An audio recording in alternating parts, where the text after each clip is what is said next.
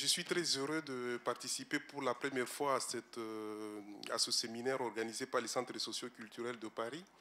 Et je suis très heureux de faire connaissance, d'avoir fait connaissance avec le recteur de la mosquée. J'étais très content, puisque ça faisait depuis plus de 2 ans que je cherchais à le rencontrer. Et c'était aujourd'hui, par tout hasard, on était en train de prendre le thé. Et puis il me dit, non, voilà, c'est lui, la personne, c'est là, voici la personne que vous étiez en train de chercher pendant tout ce temps.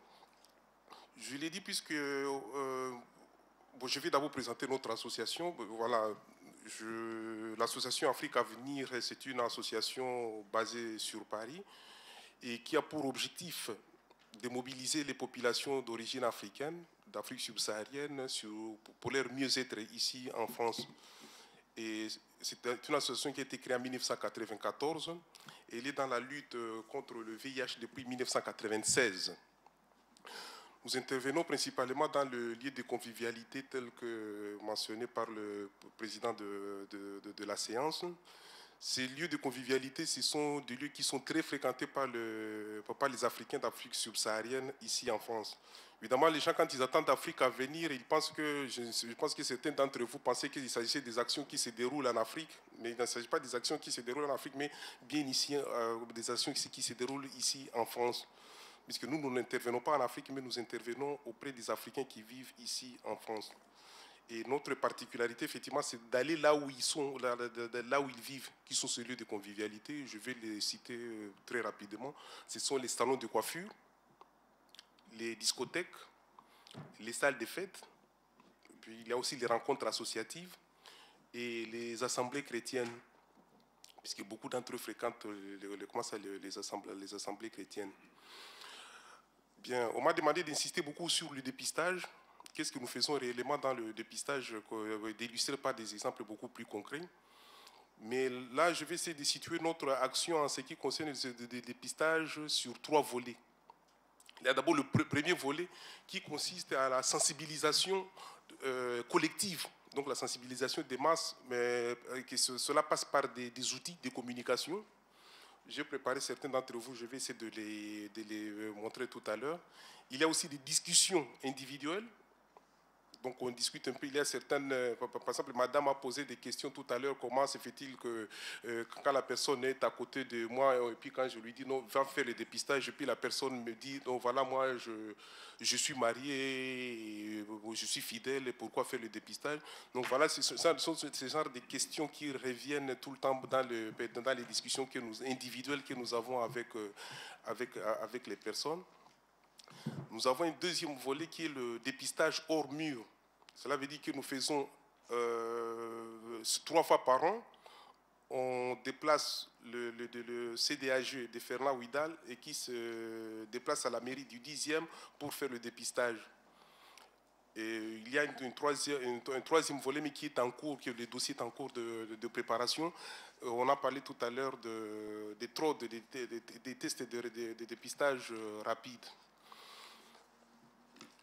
Évidemment, tous ces les 3 volets, ils sont liés entre eux et l'un ne remplace pas l'autre.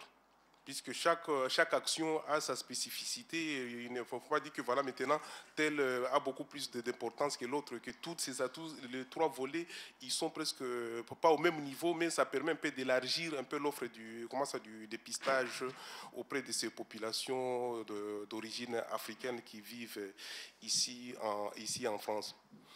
Pour vous donner l'exemple comment on appelle ça, de dépistage hors mur, il s'agit d'organiser plusieurs maraudes.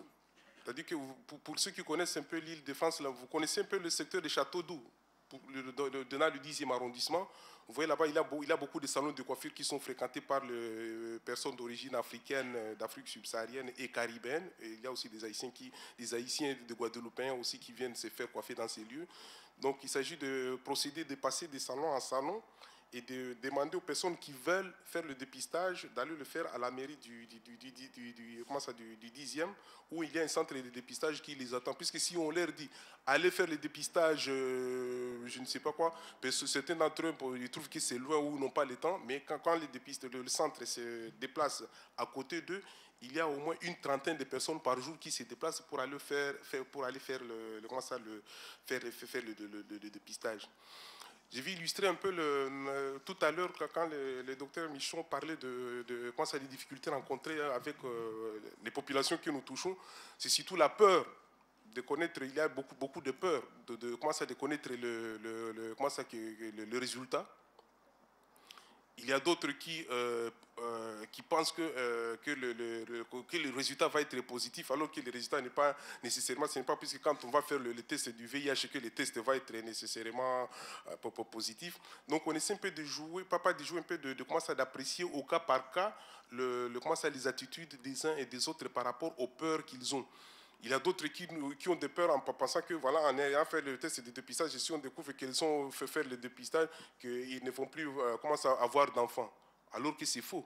Donc on a aussi un peu de ratisser un peu l'âge, un peu de voir au cas par cas, puisqu'on ne peut pas tout généraliser. Chaque personne a son itinéraire, a son histoire, et c'est avec l'histoire de la personne qu'on essaie un peu de travailler pour savoir si, de l'orienter, de lui demander d'aller faire le dépistage.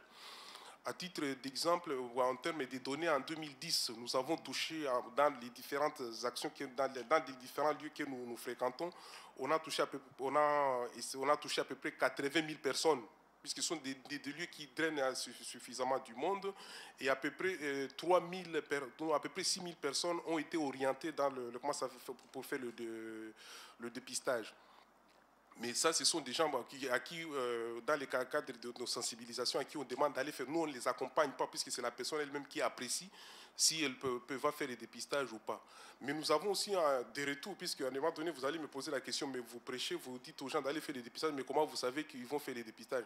Mais certains d'entre eux, des fois, ils viennent nous voir, surtout quand le test est positif, pour aller revérifier le test et de leur donner encore une autre santé pour voir si le laboratoire ne s'est pas trompé, pour essayer de confirmer le test et le test qui avait été fait ailleurs. Nous avons aussi des gens qui viennent aussi nous dire qu'ils l'ont fait, et surtout quand c'est négatif, donc les gens ils ont la joie d'annoncer que ça a été, qu'ils l'ont fait à tel endroit et que le test est négatif. Et pour eux, donc nous avons un retour comme quoi effectivement qu'il y a il y a certaines personnes à qui, quand on les sensibilise comme ça dans la masse là-bas, qui vont faire ce test. Je vais vous donner ici un exemple de. Là, je ne sais pas si ça se voit très bien. Là, c'est l'exemple, par exemple, d'une discussion individuelle. Elle peut être en groupe, tout comme elle peut être individuelle. Ça, c'est dans un salon de coiffure où vous voyez donc là l'agent de prévention d'Afrique à venir qui est en train de discuter avec les femmes sur le mode d'emploi du préservatif féminin. Mais souvent aussi, ce sont dans ces mêmes discussions, on parvient à discuter un peu, à évaluer qui peut aller faire le dépistage et qui ne peut pas le faire, qui ne peut pas le faire. Évidemment, quand je parle comme ça a l'air d'être beaucoup plus aisé, beaucoup plus. On pense que c'est beaucoup plus, comment on appelle ça, c'est beaucoup plus. Que c'est très facile, mais ce n'est pas très facile, puisque quand nous on commençait à faire ce travail, beaucoup de gens avaient le déni, ne voulaient pas entendre parler du VIH-Sida. Puisque pour parler du VIH-Sida, ils vous disaient, nous, allez parler en Afrique du VIH-Sida, ce n'est pas ici en France qu'il faut parler du VIH, alors que nous savons maintenant qu'une découverte de séropositivité sur 3 concerne une personne d'origine d'Afrique subsaharienne ici en France. Donc c'est une population qui est aussi, à part les homosexuels, c'est une population qui est très très touchée par le VIH. Et on sait que la plupart de ces personnes aussi viennent des pays, ça a été dit, des pays d'endémie où la population est très touchée par le VIH. Et on retrouve la même photographie ici en France, puisque ces personnes qui viennent de ce pays qui sont très touchées, ils sont aussi très très touchés ici en France. Même s'ils ne sont pas très nombreux, mais ils sont parmi ils viennent en seconde position parmi les personnes très touchées par le VIH ici en France. Et voilà à peu près ce que j'aurais ce que j'avais préparé pour vous, tout en attendant que nous puissions discuter un peu avec vous. Mais là, je vais vous donner un peu quelques exemples des messages que nous donnons en ce qui concerne la sensibilisation de comment on appelle ça, de ces personnes en ce qui concerne la masse. Puisque vous savez, comme les gens ne voulaient pas entendre parler du VIH, puisque beaucoup de gens ne veulent pas se faire dépister aussi en dehors des autres peurs que j'ai dit là-dedans, puisque ça a été évoqué tout à l'heure, puisqu'on associe le VIH-Sida au vagabondage sexuel, à la prostitution, alors que tout le monde qui a le VIH n'est pas nécessairement un vagabond sexuel. Je parlais tout à l'heure avec Ahmed de l'exemple d'un prêtre anglican, puisque quand nous intervenons dans les assemblées chrétiennes, il y a un témoignage d'un prêtre anglican qui est contaminé par le VIH-Sida. Et souvent, les gens se posent la question, mais comment un prêtre comme ça, un homme de Dieu peut être contaminé par le VIH-Sida? Et là, ça rejoignait à la question qui a été posée tout à l'heure, mais les gens qui pensent qu'ils ne sont pas concernés par le VIH-Sida, non, il n'y a personne qui peut dire qu'il n'est pas concerné par le VIH, le VIH. Tout le monde est concerné par le VIH. Et des fois, les gens, il arrive des fois que nous rencontrons des personnes qui, il y a 3 mois ou 6 mois, il y a une dame, on était en train de discuter avec elle sur le VIH, et elle disait, oh non, voilà qu'elle, comme elle est mariée et qu'elle est fidèle, et qu'elle n'a pas de soucis à se faire de VIH. Mais elle était sûre d'elle-même qu'elle n'était pas concernée par défi, donc elle est partie faire le test. Et malheureusement, le test est rentré pour positif, alors qu'elle se croyait, en tout cas, elle a déjà fait 2 enfants ici en France, et elle se croyait sauvée du VIH, parce que le VIH n'était pas important n'était pas quelque chose qui l'a collé sur la peau. Et voilà, maintenant, en allant faire le test de dépistage, le test était sorti positif. Et là, on l'a mis dans une démarche de soins pour qu'elle puisse être prise en charge à l'hôpital Saint-Antoine, alors qu'il était bien comme ça, sans souci. Quand on la voit, personne ne peut, ne peut soupçonner, puisque ce n'est pas écrit sur le visage de quelqu'un que cette personne a le VIH. Et nous essayons dans notre travail aussi de lutter contre les mythes, puisqu'il y a beaucoup de mythes qui existent.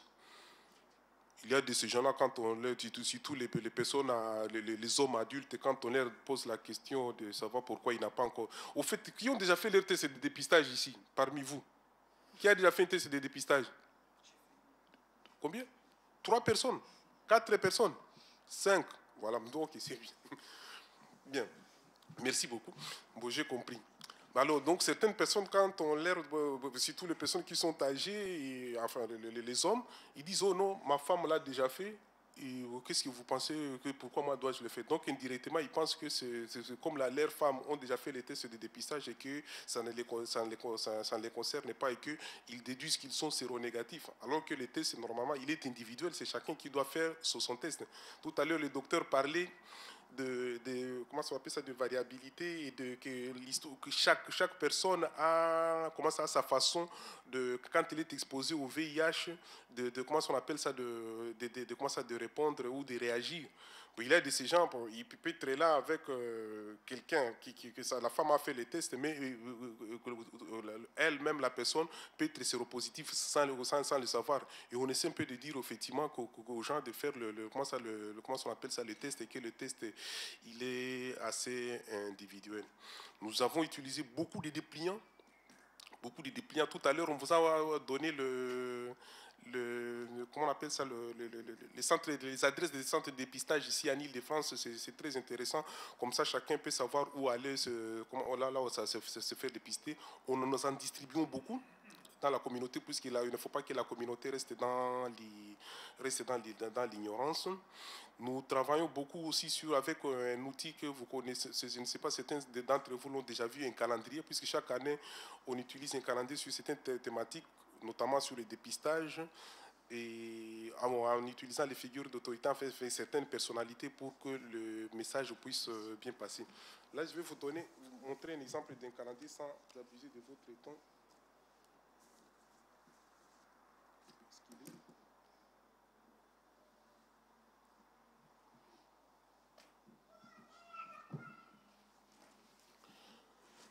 Là, c'est un exemple d'un dépliant que nous distribuons dans tous ces lieux et qui a été fait avec la participation du groupe Kassav, puisque nous utilisons beaucoup la musique et les musiciens pour faire qu'il y ait une certaine adhésion de messages de prévention, puisque comme c'est un groupe qui traverse tout les continents, qui traverse l'Afrique noire et les Antilles, et ça permet un peu les gens, aux gens de commencer à être attirés par par l'outil et de lire aussi, puisque la plupart de nos compatriotes, quand ils ne sont pas attirés par l'outil, c'était les dépliants, ils les jettent à la poubelle. Ça, c'est une adaptation du dépliant de l'INPS, de l'INPS.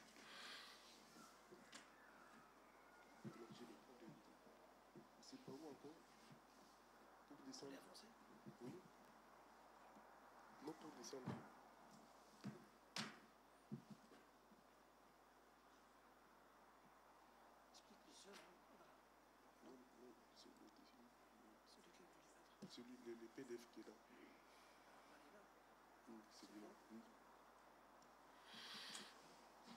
Je peux avancer? Comment on avance? Pour avancer, pour tourner. Donc là, par exemple, là, c'est ce qu'on a déjà dit tout à l'heure, que voilà, dans les centres de dépistage, qu'on peut aller faire le dépistage, on ne va pas vous demander le papier, on ne va pas, vous n'allez pas payer, et que les CDAG, ils existent pour nous, pour faire le dépistage. Là, oh là là, excusez-moi. Là, c'est un journaliste de Radio Manguembo qui est très connu, qui peut faire un message sur ces prises de risques. Ce n'était pas si facile aussi, et puis qu'on vous demandez. Là, c'est une journaliste oh là là, excusez-moi.